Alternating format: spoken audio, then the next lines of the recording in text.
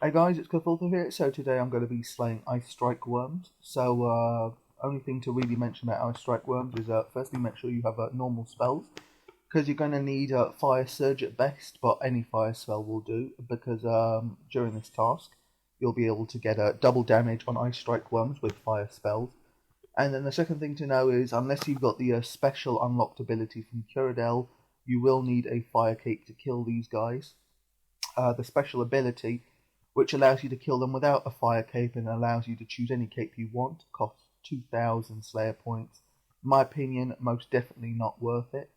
So here I am. I'm actually supposed to be entering the code, but it's actually escaped me. DKS, I think it's DKS. In fact, no. Now I'm pretty sure it's DKS, but for a second there I had forgotten, and I've overstepped there once. So yeah, I set up at Edgeville, and then I go east of Edgeville across the river to the fairy ring. So I use the fairy rings to get there. The code is DKS, and it takes you right next to the lair. The lair is otherwise in Relica. It's a northeast of Relica. So if you don't have fairy rings for some unknown reason, you really should do. But if you don't, then you can walk from Relica, I guess.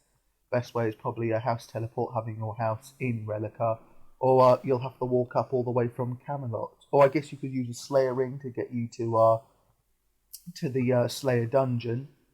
So yeah, I'll be right back because I definitely have to hop world because I don't want to annoy this guy and I like this space. So see you in a bit. Hey guys, so I found a world now. So yep, I've started killing Ice Strykwyrms. So let's talk about methods about killing Ice Strykwyrms. Now, most normal people will bring mage just like I have, and they'll farcast and they'll pray magic. Now, using that method, you won't get damaged at all. The only thing you really have to do is make sure that you keep your prayer points high. Using my method, though, my method is quite unique and different from other people's. So I kill them within melee distance, forcing it to melee me. When it does melee me, it's actually quite an inaccurate attack, so most times I deflect their attacks. Other times I get hit maximum of 200 damage, I think, but usually it hits 80s. Yeah, so the reason I use this method is because it involves using less prayer. So it allows you to bring less prayer pots, and by bringing less prayer pots, you just have more space for drops. And ice worms are very notorious for dropping a huge array of drops, different herbs, different seeds, quite a lot of different drops. And usually you want to pick them all up because they're actually all worth something. So I like to have inventory space, and that's why I use this method, so that I need to use less prey and bring less prayer pots. So that's why I've only brought two with me, and the Falador shield. My Falador shield is an elite shield, so it will give me 2 charges of 99 prayer each time I use it. So as soon as I've used the last 15 prayer points I have left, then I will use my Falador shield, and then I'll use prayer pots once I'm done with the shield. So also in my inventory I have my Wolpertinger, which happens to be my summoning familiar. I'll talk about that a bit later. But yeah, just continuing on with my method. So the other reason I like this method is because firstly it doesn't damage you a lot. But when you do get damaged, there are lots of ways to heal. The first way to heal I use is Enhanced Excalibur, and that's obviously because I want to utilise my spec bar as often as possible every time it regenerates to a full spec bar. So by using my Enhanced Excalibur, I gain 500 HP, so that's fast healing. My second point of healing will be sharks. Now, these guys drop a whole load of sharks. Usually they drop 2 sharks, sometimes they drop 1 shark. Very rarely they drop 3 sharks. Either way, it's a very common drop overall, and it's a great healing source. And if you're using the Farcast method, then you don't really have much use for the sharks. You could turn your prey off, just let it attack you and then use those sharks. But then if you want to conserve prayer, why not go through my method? So my method, it works for me. And then like the last healing source will be soul splitting them. With the double damage that you get here by using fire spells, you can heal incredibly fast with soul split. You hit 900 very commonly here, and that healed you for 225 hit points. So that's a huge amount of healing done in just one attack. I've just hit 2 700s in a row. What next? A 600. What next? Hopefully a KO. 374. Not too bad. But that would have healed me incredibly fast. And that's just a great reason to be using Soul Split, because you don't use that many prayer points overall, because you only have to have it on for a certain amount of time before you can stop it. So that is my method. Now, talking about my gear, most especially, so I've got my Slayer full helm, which has a hex crest.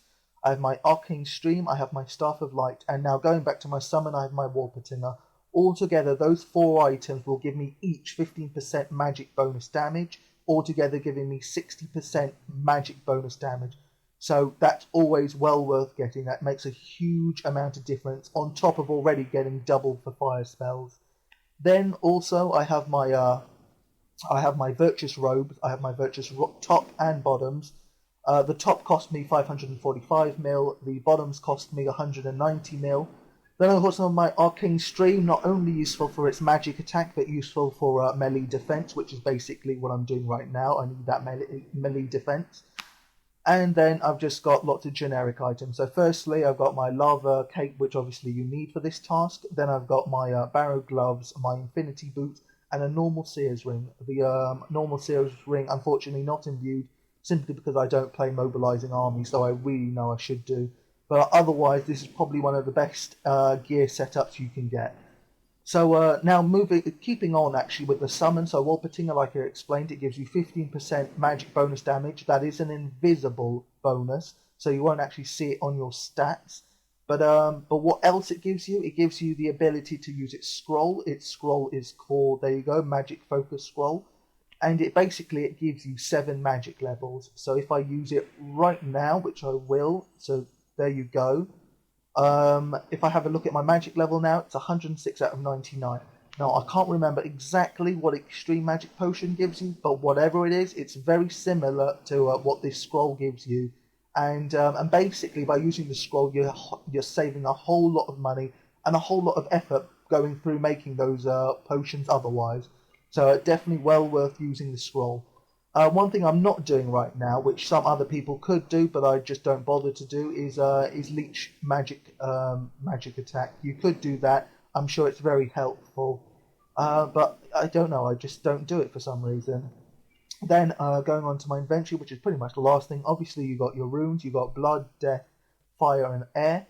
Then I've got my 2 prayer potions, only one of which I usually use. The other one is just a backup in case something goes wrong, I guess. My Farador shield will do most of the work, so that's 188 prayer points in that. And then I've got my scrolls. I've got my enhanced Excalibur. I've got my cannon. In fact, let me use my enhanced Excalibur right now, because now definitely seems the time to use it. And yeah, that's all the items I brought with me. So I think I've said pretty much everything now. Well, actually, the one thing I haven't really mentioned is the cannon. Obviously, bring a cannon. Cannon will help you kill them faster, one-on-one, if not multi, but obviously I don't have multi here.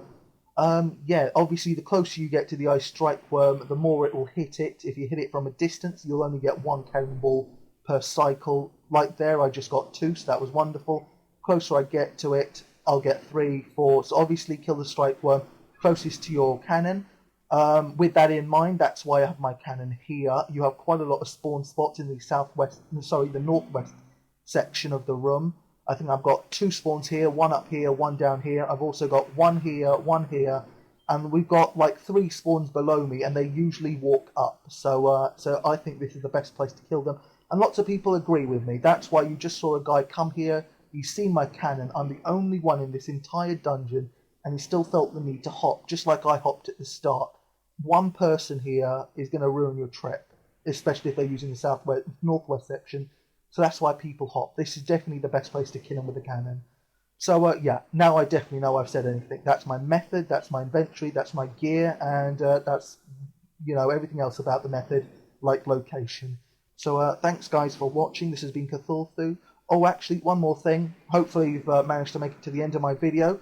So if you've noticed already, yesterday I uploaded a video on Castle Wars using Virtuous. Today it's Ice Strykwyrms using Virtuous. I plan to go DKs with Virtuous, only killing Rex, of course. And I also plan to go Soul Wars.